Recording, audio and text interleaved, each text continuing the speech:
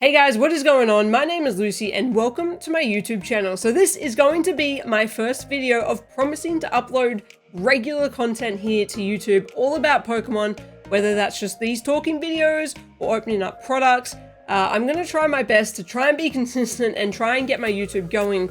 So before we start the video, I would really appreciate it if you could subscribe to this channel, like the video, and maybe leave a comment down below. Hi babe.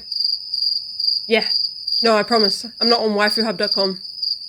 I promise. Okay, I love you too. Today's video is all about waifus. Not just any waifus, my top 10 waifus. Now, I've chosen this list and I've put a lot of thought behind it. I've been thinking about it for a few weeks now and found this little exercise actually really interesting. And it took me a few weeks to actually nail my list. I had a fair few cards on there and I had to really think about it. What is it that makes me really love this card? The fact that I could actually rank them and put them in an order. They are cards purely based on my preference and my own opinion, regardless of what they are worth or what they could be worth. So let's get into it. So coming in at 10th spot is Nessa from Vivid Voltage. Now, the reason I couldn't bump this card from the top 10 was because I have an everlasting impression of pulling this card for the very first time. When I was going through the commons, the uncommons, you get to the reverse slot, you lift up that reverse card, and Nessa is right there. The blue, the shades of blue in this card are electrifying to that eye. It seriously has left an impression that just wows me beyond anything. The digital image of this card just does not do it justice, and because of that impression that I have, that lasting impression, I have Nessa in at number 10. Coming in at number 9th spot is Pokemon Center Lady from Vivid Voltage. Now, this card looks adorable to me. The hand-painted background with the flowers there. To me, I know this card is not over the top. You know, the colors, they don't really pop. But for some reason, this card for me is you know, it's plain, it's simple. I just find it sweet and cute, and to me, a waifu doesn't need to look like someone that belongs on the front cover of Playboy.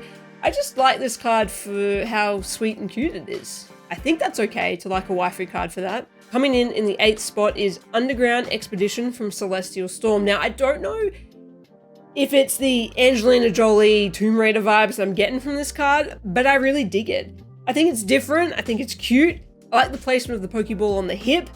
She's out there in the world. She's taking adventures. She's being brave, taking on risks. I admire that.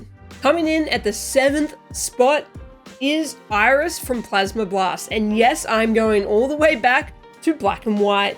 This card is a little bit similar to my feelings of how I felt with Nessa in terms of the coloring, because that's what I like most about this card is the shadings. They just all seem to blend well, from the pink dress to the rainbow background. It's bright, it pops, it's eye-catching. What impresses me most about this card is that it's from 2013, and it didn't have that, if it didn't have that trademark border around it, I don't even think you would know that this card was from the Black and White era.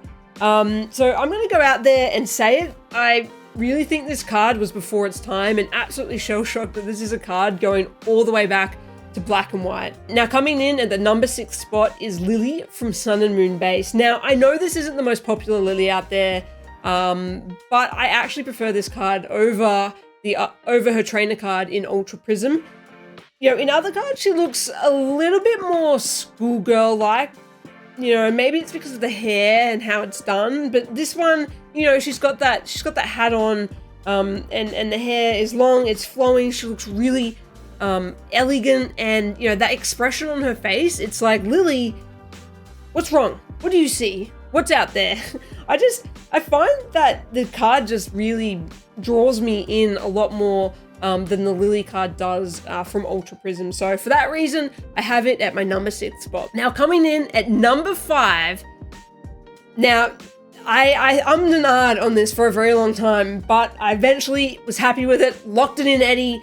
Coming in at number 5 is Whitney from Lost Thunder. Sorry, I was about to say Thunderstorm then, but Lost Thunder. This card, to me, Very bubbly, very bubbly. It also reminds me a lot of the Misty's Request from Miracle Twin with the love hearts in the background. And the reason why probably I prefer this card more is I don't think I liked the coloring, that grenishy blue coloring in Misty's Request from Miracle Twin. This one, I like it a lot more. It is such a happy card. You know, it shows a lot of love. I love the love hearts in the background. And I also want to point out that she looks quite related to Pokemon Center Lady. Like they're cousins or something. Okay, now coming in at number 4 is Wick from Burning Shadows. I need to try and talk about this card with a straight face. What can I say? She's a my eyes are just very much drawn to the center of the card. Look, in all seriousness, she has that old school vibe going. She's unique. She clearly loves her perms. I like her glasses. She's owning that pose, that dress style, that hair. Wick does Wick, and I respect it. And look, for me, the centering of this card is a 10 out of 10.